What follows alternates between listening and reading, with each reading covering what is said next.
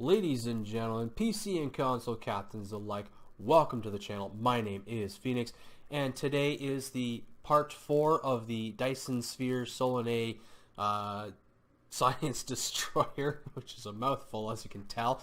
So this part is where I'm kind of mix and match the ship how I like the design.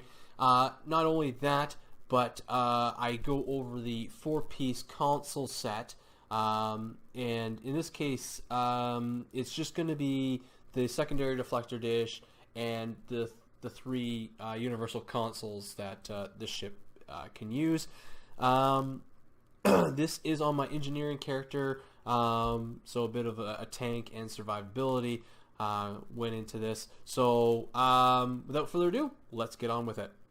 Starting off with my ship design. So the forward saucer, which is this section here, which closes off the secondary deflector disc when you go in tactical mode, is the Solanae part. For the saucer itself is the Omega saucer. For the hull here, the primary and secondary hull, I went with the Omega. Pylons is the Montgomery. The front nacelles is Montgomery. And then the rear nacelles are the Helios. So I did this so that I had a range of nice, almost contrasting colors. With the material, I went with type 6. So we have this white hull plating here, and then underneath this hull we have the black, so we got the contrast there. And then for the warp nacelles, we have the red ram scoops, and then the white warp nacelles here with some red as well, just to kind of contrast those colors. Also, with the black hull here, we have the Dyson windows, which kind of is a nice teal, which looks nice against the black. Not so much on the white though. Although I could probably go with a regular window type and it'd be fine. And I just kept the Dyson interior just to kind of go with the flow of the Dyson ship. I went with the pattern in the Andromeda pattern with just the black colors, just for the contrast of the white and the dark and the blue and the red and whatnot, just so that it looks nice. Now, one thing to note, even though the impulse engines here are blue, you may see purple coming out of them if I'm flying around. Just a minor thing, nothing too big, but just let you guys know, just in case you're asking why that is. That's why. So before I get into my loadout, please understand this is a work in progress. Not everything is going to be tip-top. I've worked almost decently on this character, so I have some good stuff, some not so good stuff. But just so you know that this is what I got to work with, and this is what I'm going with. Not much has really changed from my Omega class or the Strategic Science Destroyer video. There are some changes, and but I'll go over them in just a second here. So starting off with my weapons, no big change here. I have the Advanced Fleet Anti-Proton Dual Beam Banks, all with the critical damage and damage times 3 proc. Obviously the proton dual heavy cannons, which you cannot remove and is only usable when you go into tactical mode. Secondary deflector dish has not changed. What has changed is the deflector, impulse, and shield, which is the assimilated or the Borg set. The reason why I went with this is for survivability. These 3 pieces here allow me to survive a lot more than, say, having the Solanae set, which was absolute terrible. For the warp core, I went with the Delta Alliance Trajectory warp core. I could use that to warp 5 kilometers ahead if in a pinch. For my aft weapons, so I have the anti-proton fleet beam arrays, damage or critical hit and damage times 3 procs, and then I have the ancient omnidirectional beam array as well. For my devices, no change here: weapons battery, shield battery, and the subspace field modulator. What has changed, obviously my engineering consoles, I just use the universal consoles, which I'll go over in just a moment. But with the science console, the one change I did add was the hydrodynamics compensator. But the exotic particle converter or field exciter, the nuclear particle converter, and the assimilated module are all the same, along with the vulnerability locators. Those are all the same from last video. Now, for the details of the 4-piece bonus set, I'll go through each set here, but like I said, this is the big change right here, is the 3-piece set, or in this case 4-piece, because the secondary deflector dish is included in this piece set. So we're going to see what the synergy is like on this vessel in a combat situation. So for 2 pieces, if you have, like, say, the secondary deflector dish and one of these pieces, if you just bought the one ship and you have the secondary deflector dish, what you'll get is improved proton damage by 17.8%. And for self, you get plus 26.6 starship shield capacity. If I can, yeah, I can see that. Need my glasses on. Sorry. For 3 pieces, if you have 2 of the ships and you have the 3 pieces of, you know, secondary deflector dish and the 2 consoles, you get reduced cooldown time on Dyson's Science Destroyer consoles by 30 seconds, and affects all 3 consoles, which is destabilized proton beam, protonic shielding, and field inversion. Now, if you have all 4 pieces like I do, you get the 4-piece bonus set. So what it does is it upgrades all the console powers. So the destabilized proton beam will deal its damage over time much more quickly. The protonic shielding, activate this ability, will also heal ships of allies within 5 kilometers. So if you're the type of person who wants to help out you know, your fellow pug members, this will be good, especially if you're going to get hammered. Shield inversion. Allies affected also receive shield hardness buffs and shield heal over time. So again, another one if you know you notice that some of your fleet or your pug members or whatever is getting hammered, you activate this ability. They get shield hardness buff and then a shield heal over time. So these last 2 really do help out your team. The first one helps you out a little more with damage. So anyways, with all that out of the way, you know what, let's move on. Just this is my skills. Nothing really changed here. Traits, again, nothing has changed here. I only have 3 here. I gotta work on some of these things. And then for stations, what we got going here for my Lieutenant Tactical is Beam Overload 1. For my Lieutenant Engineering, Engineering Team 1 and Emergency Power Shields 2. For my Lieutenant Commander / Commander Tactical Team 1, Fire at Will 1, Cannon Rapid Fire 2, and Attack Pattern Omega 3. And then for the Lieutenant Commander Science / Commander Science, Science Team 1, Hazard Emitters 2, Gravity Well 1, and Viral Matrix 3. And then for the Universal, I have an Engineering character, which has Emergency Power Weapons 1 and 2. So that's what I got going with for this build right now. Let's take it into battle, see how well she does.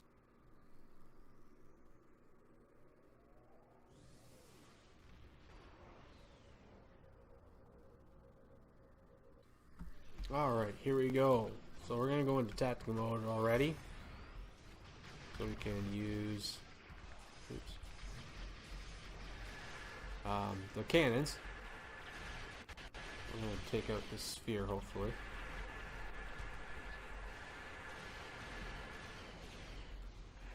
Looks like we might need a little help here.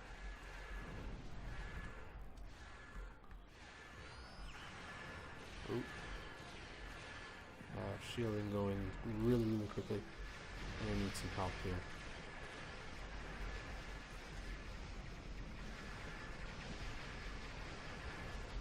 There we go. Wow. That did not go over so well. I almost exploded there. That's not cool.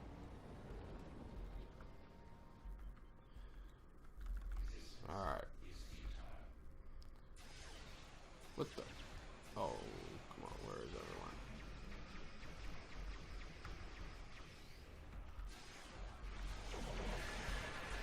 Alright, I'm gonna go after the cube this time.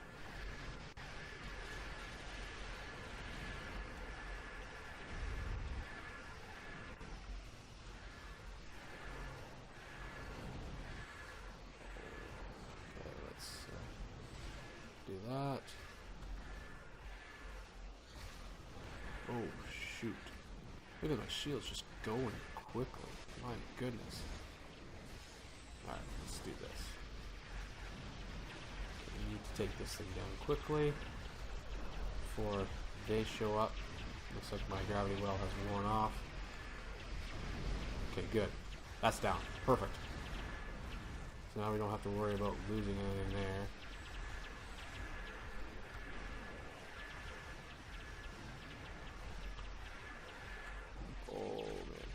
Oh, shoot. Wow. Just, whoa, I'm getting hammered here. Oh. I gotta fall back just a bit. Oh, wow. That was close.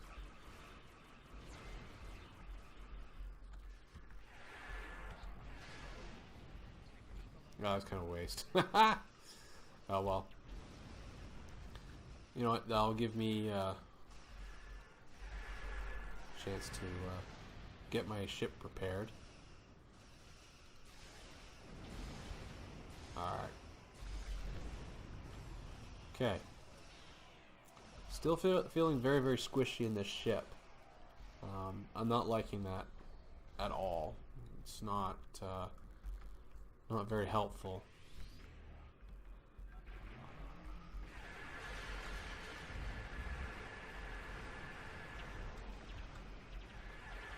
I don't know what the heck I'm actually supposed to be targeting.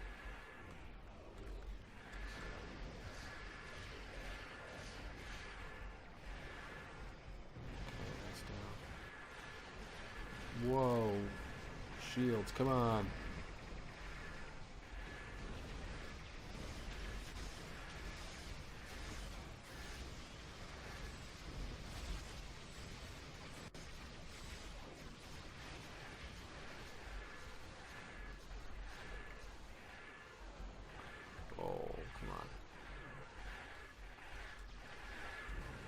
Okay, good. Sweet. We got that down as well.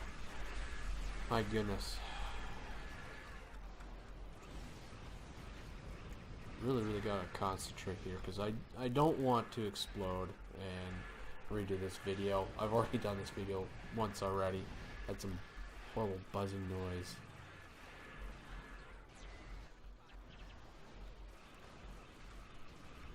So that would not be really conducive.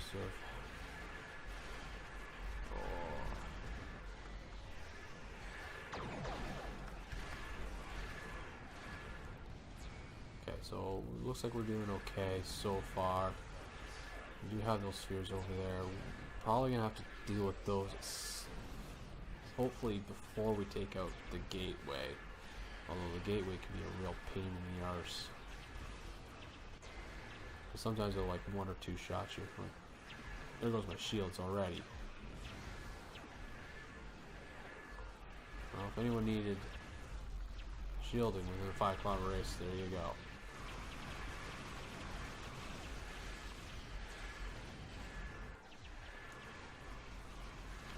Get some healing over here. There we go. Okay. So that last sphere is gone, dealt with. So now we just have the gateway, which we can now deal with without fear of being blown up. Well, there is a chance that you can. But generally when you have several people attacking it all at once, I don't know if it just sits there and does nothing or, you know, what happens. But I don't think anyone is blown up, which is really nice. Alright, here comes the last moment of truth. Am I gonna be destroyed last minute here? Because that happened last time to me. Almost like last minute. I got totally destroyed. I was not impressed. But it did hold on long enough, you know. So, but hopefully we can take this guy down quickly.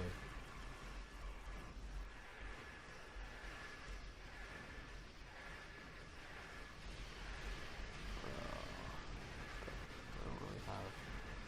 That's down 30% from when I just last looked. We did a turnaround there, so that's good.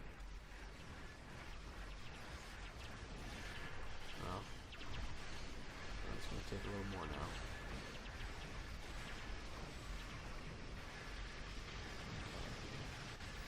%. Okay, good.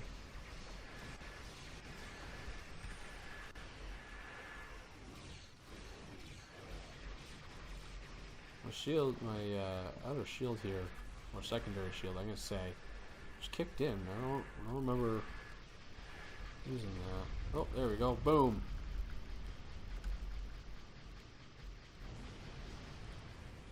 Oh, that was weird. Got kicked back like that. Alrighty. So, the synergy seems to be okay. You know what? I didn't even use the destabilized particle beam or proton beam. Realize that. Anyways, I still feel very, very squishy in this ship. For a ship that's supposed to be classified as a destroyer, it feels very, very susceptible to being quickly overtaken and destroyed. Now, that is probably because it is a science class vessel. Science class vessels aren't really known for their hull or their attack, but you know, and I do have kind of an issue with it being called a science destroyer. You know, when I hear that, I think of it destroying science altogether. But for a ship in combat, I can't recommend this ship. As you said, when you saw, I basically nearly got destroyed several times. Once I had to actually back off on the battle in order to heal my ship. That's something that you can't really afford when it comes to something like this. I was lucky that the pug group I was in seemed to do very well when we didn't have any sort of issues like that. But for T5 vessel, you know, maybe when it came out in the day, it was good. I do remember using the ship quite often because, believe it or not, this was well, the Solanae was the very first ship I ever reviewed on the channel. So it does have a kind of a special place in my heart.